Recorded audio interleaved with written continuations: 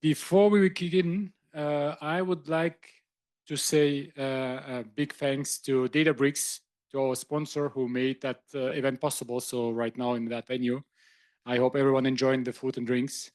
And especially I would like to thank the speakers for taking the time, sharing the knowledge. So let's give a small applause to the speakers and to the Databricks. Thank you, guys. And we will open up our talk with Fokko, talking about the future of Iceberg. Fokko, stage is yours. Cool. Yeah, I think one thing. Yeah, so just one very quick comment. I'm Robert, I'm with Databricks. In case you need to go to the bathroom, just find me, or when he's not talking, also find Fokko. We'll have some badges and get this sorted for you. Cool, thank you. Welcome everyone. Great to see so many faces. Today I'm going to talk about Iceberg and what's ahead in V3. We'll highlight two things. First about me. My name is Fokko Driesprong. I'm a father of three. You can see two of them in the slides. It's the oldest two at the beautiful forest of Beesterswaag in Friesland. Highly recommend it. I'm an open source enthusiast. I'm a committer on Airflow, the job orchestrator, Avro and Parquet, the file formats, and Iceberg, the table format. That's we're all here for today. And also a member of the ASF. So in case you need anything merged in the projects above, feel free to ping me on Slack. I will get it sorted. I worked previously at Tabular and now very happy to be at Databricks. And today we're going to talk about Iceberg. For those who are not familiar with Iceberg, just the three pillars that Iceberg stands on. Most importantly are the specs. So Iceberg is not a piece of software, it's actually a specification that we version and update. And version 3 is coming up.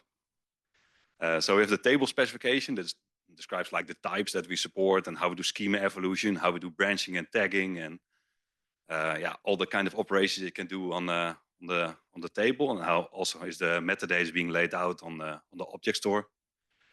We have the catalog specification that very nicely integrates with the table specification, and instead of using like a more traditional Hive catalog, the REST catalog integrates very nicely with Iceberg.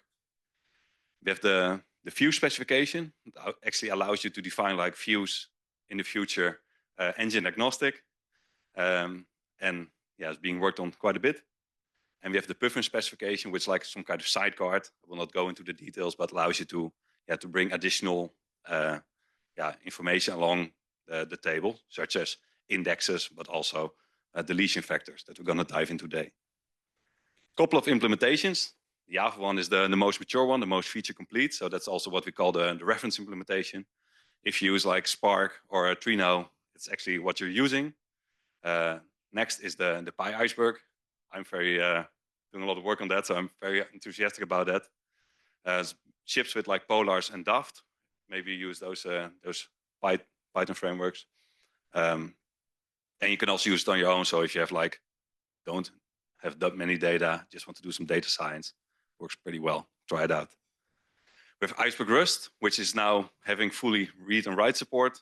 Iceberg Go, they just have added write support, and Iceberg C++ that also is a bit more.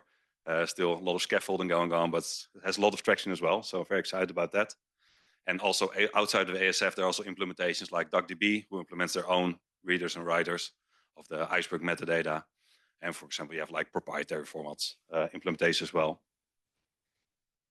Most importantly is the community. I think that's the big success of Iceberg. It's like the users, the people that come in like say like, hey, I want to try this, it doesn't work, please help me out. Or people say like, hey, it doesn't work, here I have a pull request, even better. Just like, I think like crowdsourcing like all the different situations, like I think that's why Iceberg really generalizes well across like all the industries. It starts from a very batch-oriented perspective, and now we're also more looking into streaming-oriented. So I think that's really cool. Contributors, like I said, like also from Spark and Trino, like we see a lot of people jumping in, fixing stuff, and making sure that we all have the best experience together with Iceberg. And also vendors, like today we're at Databricks. I'm being paid by Databricks to work on full-time on Iceberg, which is like a very big privilege for me. So also, I think that's also very important to mention. So the Iceberg specification is nothing more like a markdown file on GitHub. When something is added, it's like a process to make sure that everyone feels okay with it. Just to make sure that we have proper discussion about stuff that we add there. And it's well vetted because, yeah, we have a lot of different angles there. Version 1 is the version that got like the first version after it came out of Netflix. Version 2 added some new stuff. We know it's like, yeah, if you do commits, it can sometimes take a bit of time. So that actually focuses on like merge on read, where you don't have to rewrite a lot of data to delete like records from your table. And also fast appends. What it basically means is when you have a conflict, you can actually do quick conflict resolution and just have to rewrite only like one file to retry the data, the operation, not have to rewrite like a lot of additional files. Version 3, we're all waiting for it. It comes with default values. So if you add like a new column, you can have something different than like a null in there. Multi-argument transforms, you can think about like bucketing on multiple columns, or like Z-order transforms. Row level lineage, what it means that you can track like the versions of the same row throughout its lifetime. So if you make any updates to a specific row, you can actually track that using row level lineage. Merge and read using deletion factors, which I'm going to talk about shortly. And we have some new types coming up. So the nanosecond timestamps, the geometry, the geography, contributed by the guys behind GeoParquet. It's very exciting if you're into that stuff.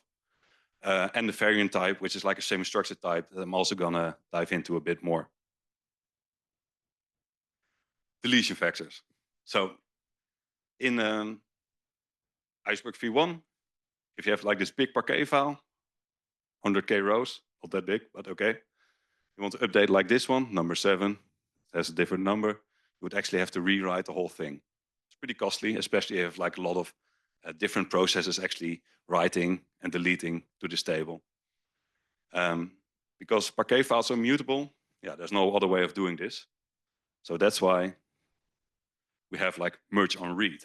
And with V3, we have deletion factors. What this means is that we say we have this file, want to add like this, update this specific row. What we'll say, will I keep this original file, create like a deletion factor that actually tells this row is now deleted. And then we add like a new Parquet file with like the new row in there. So we have this file minus this one plus this one, exactly the same result, but it's much faster. The deletion factors are encoded using this thing called roaring bitmaps. It's a very portable format. It's very efficient. If you want to read more, please go to the paper. It's also widely used, and also yeah, it has Java implementations. But I also was using it in Apache Iceberg just out of the box because there's also a library for that. So that was very nice. So let's talk numbers, performance. So when we write the data, we have 7 billion rows here. And we go from 10,000 to 1 billion. We see that it's much faster because we only have to write like the deletion factor. So yeah, it's like 2/3 faster, here 1/3. And also on the read side, yeah, we see some here, but it's almost negligible. Yeah, you can almost ignore it, it's almost the same. Before this, we had like positional deletes in Iceberg. And we didn't use like the roaring bitmap. So what we'll actually do is just write like a Parquet file, like saying we have this absolute file path and want to ignore or delete this position of the file. On top of that, we also had like many-to-many relationships. So one delete file could have multiple data files, and each data file could also have multiple delete files. At the time, it seemed like a good idea, but if you can see, like if you especially have like a distributed system, it will lead to a lot of read amplification, because yeah, you have to read like a lot of files from an object store, which is not known for having very low latency. So yeah, this leads up to this.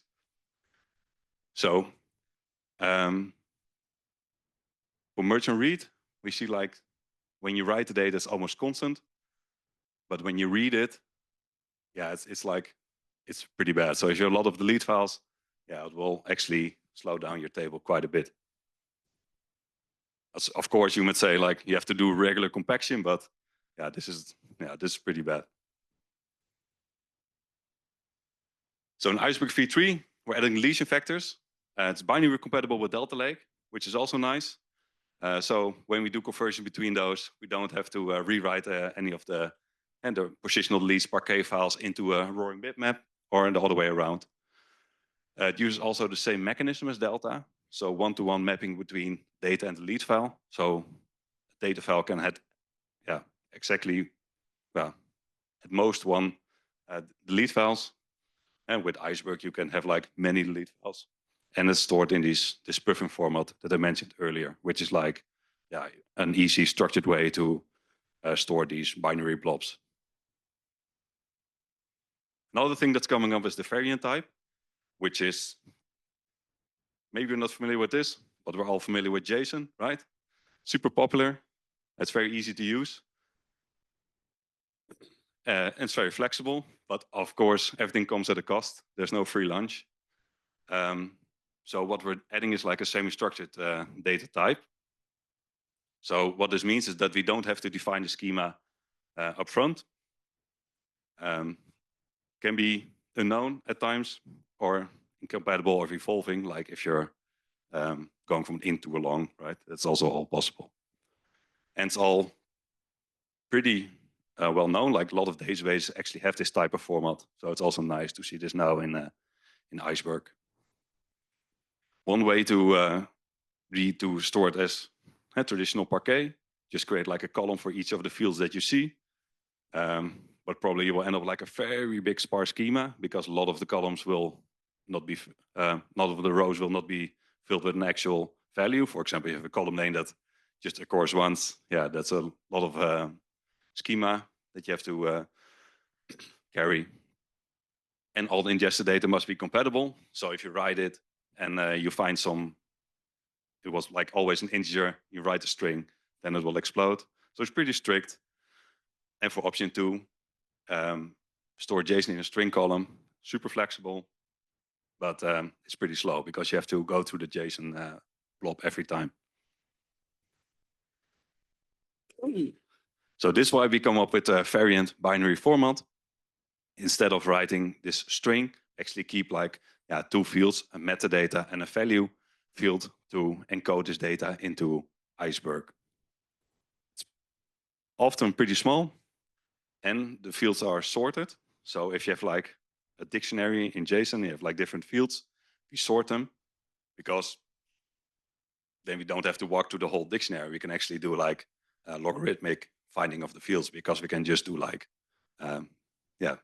binary search on it. When we look at the numbers, we see like just storing it as a binary is like 8 times faster in TCP/DS, and 20 times faster in TCP/H nested, which is like a very nested field data set. If you want to go one step further, then we can also do shredding. And what you have to, this is the way that we take this JSON file and we actually extract like one field already out of it. So this way, it's not part of this blob anymore, but we just construct it into a column. And I think this also plays very nicely with Iceberg, because at some point you can say like, please shred this column, and then we'll extract it out. So this will actually turn it into a native Parquet performance. And that's also very nice if you know at some time that you will be accessing this specific field more often. Then you can say like, okay, please pull this out of the binary blob, and then we'll just remove from the binary representation and create like a new column for it. So on the left-hand side, we can actually see like, if you're looking for the blue thing, it can be everywhere in the binary. Once you go to shredding, then we say like, okay, create like a separate column for it.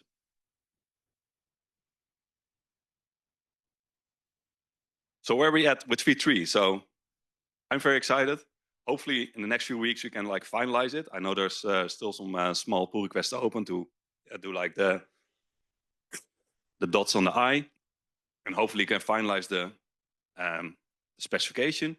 Once that's finished, we probably have to do some more work on the implementations, but also on the Java side, we're pretty far ahead. And also you can join in on the fun. So on Pi Iceberg, we actually have like a list of things that still need to happen. So if you want to get your hands dirty, feel free to ping me on Slack or jump in on this issue. So we're able to read deletion vectors. We still have to write them. Multi-arc transform is still open, but yeah, it's going pretty well, I think. Shameless plug. Next week is the Iceberg Summit. The Wednesday is like in person. Tuesday is in person. Wednesday is like a fully remote. It's free. So if you want to learn more about Iceberg, please sign up and join in on the fun. And also, if you want to learn more in Iceberg in general, please join the community. We have like the Slack, the dev list, the issues. So yeah, we're always very open to newcomers. So please join in if you want to get your hands dirty. That's it from me. Thanks all.